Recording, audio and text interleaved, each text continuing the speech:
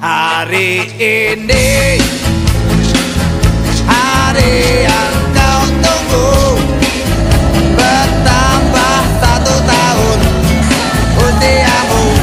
Bahagialah kamu, yang ku beri bukan jam dan cincin, bukan seikat bunga atau puisi, juga kalung hati.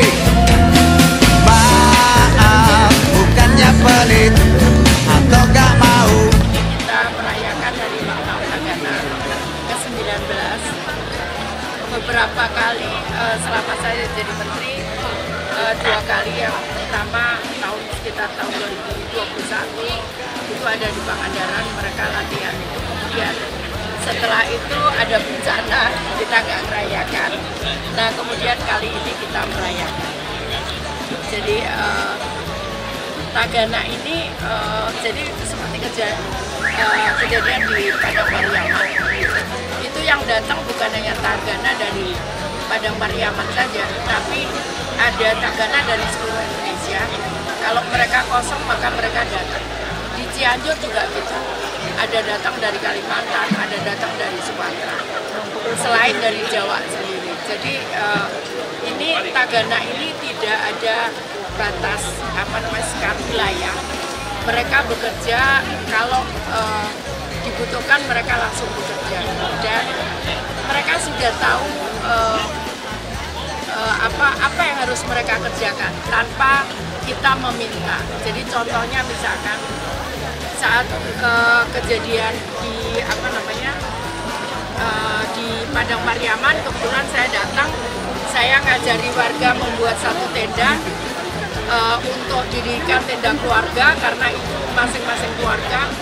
Maka dalam waktu yang sangat cepat, lebih dari 2000 tenda sudah terpasang. Itu semua adalah pemasangan oleh para Tagana. Selain itu, yang paling berat adalah menyiapkan makanan, karena biasanya mereka tidak tidur malam hari.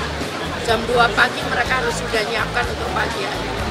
Demikian juga siang dan sebagainya. Jadi relatif mereka tidak istirahat selama mereka melaksanakan tugas. Dan itu mereka meninggalkan keluarga. Jadi dan kami tidak ada, kami hanya memberikan transport, itu pun kalau kadang juga mereka bayar sendiri. Seperti itu Tagana. Selama Tagana melakukan tugas atau penanganan bencana, momen atau pas kapan yang Ibu paling ingat gitu, dan yang paling berkesan menurut Ibu? Yang berkesan tahu enggak? Saat di Cianjur, ya.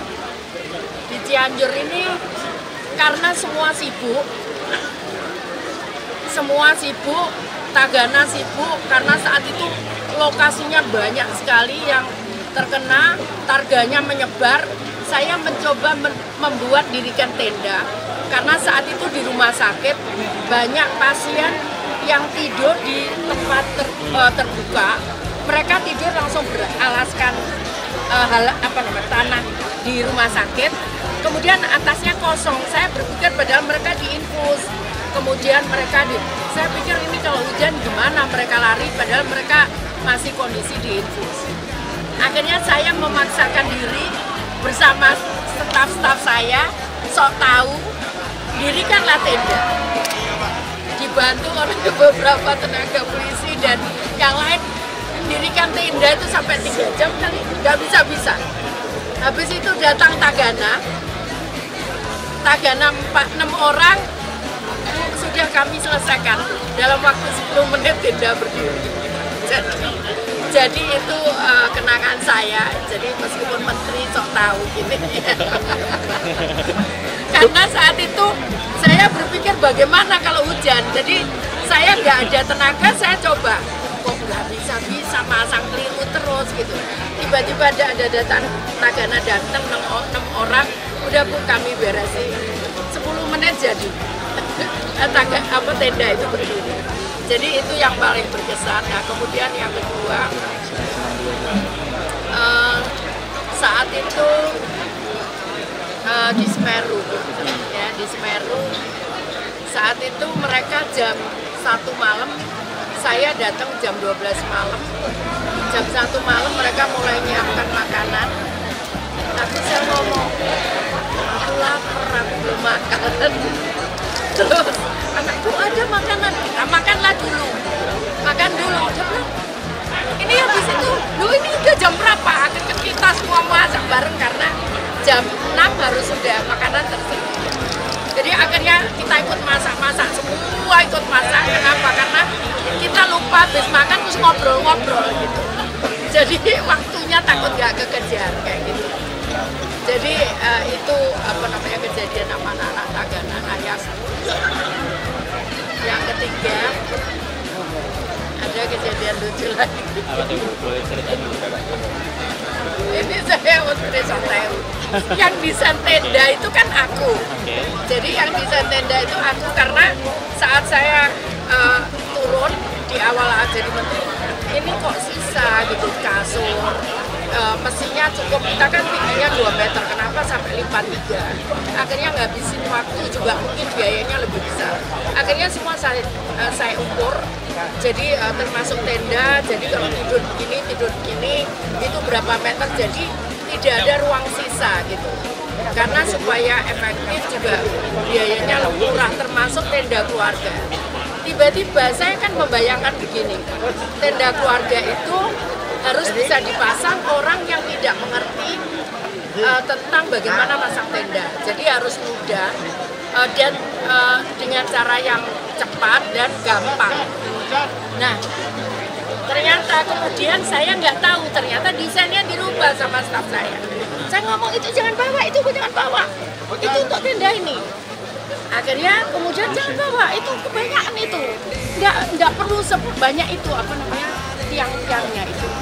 Habis itu semua juga bingung, Tagana lihat saya begini, tapi saya ngotot aja, jangan gitu kan. Terus habis itu dibawalah itu, terus saya kedua, saya dikasih, itu desainnya beda. Loh, desainnya bukan desainku. Enggak katanya. Alah, saya tolong minta maaf, udah Tagananya sama marah-marahin. Habis itu saya nyari Tagana itu, saya minta maaf. Utama Tagana, Dirjen Perlindungan dan Jaminan Sosial, Dirjen Travel setempat.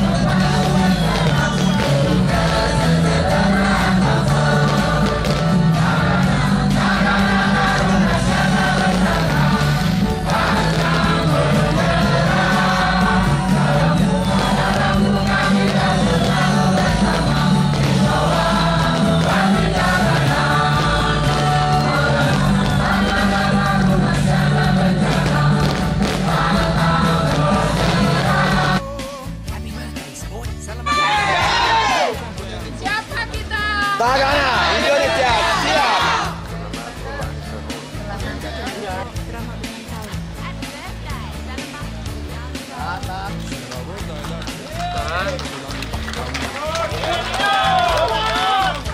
Dari Tagana kepada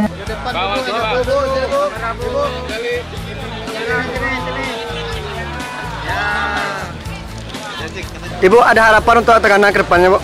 Ya, saya berharap Tagana ini tenaga yang apa namanya, mereka berangkatnya dari hati. Jadi mereka tidak pernah hitung.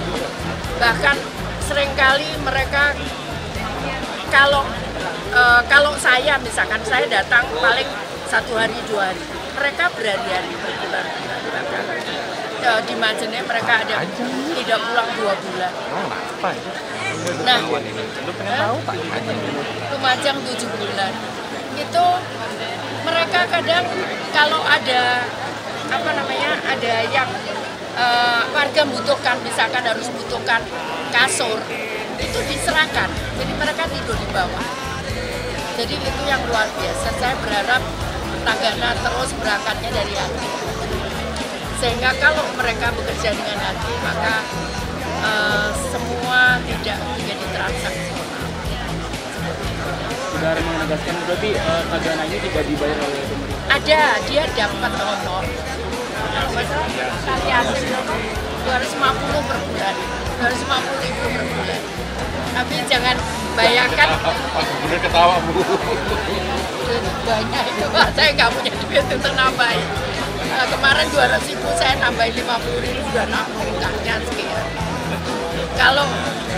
Kalau kerja mereka udah tanpa hitungan. Jadi itu yang terus terang sampai sekarang pun saya masih banyak orang-orang seperti itu tersebar di Indonesia yang mereka dengan sukarela mereka membantu tanpa pamrih apapun. Bahkan seringkali mohon maaf saat mereka nolong mereka dimarah-marahin karena mungkin mereka panik ya. Saya juga kadang kasihan gitu kan, dimarah-marahin. Udah, saya bilang saya aja yang dimarahin karena saya tahu betapa beratnya tugas mereka.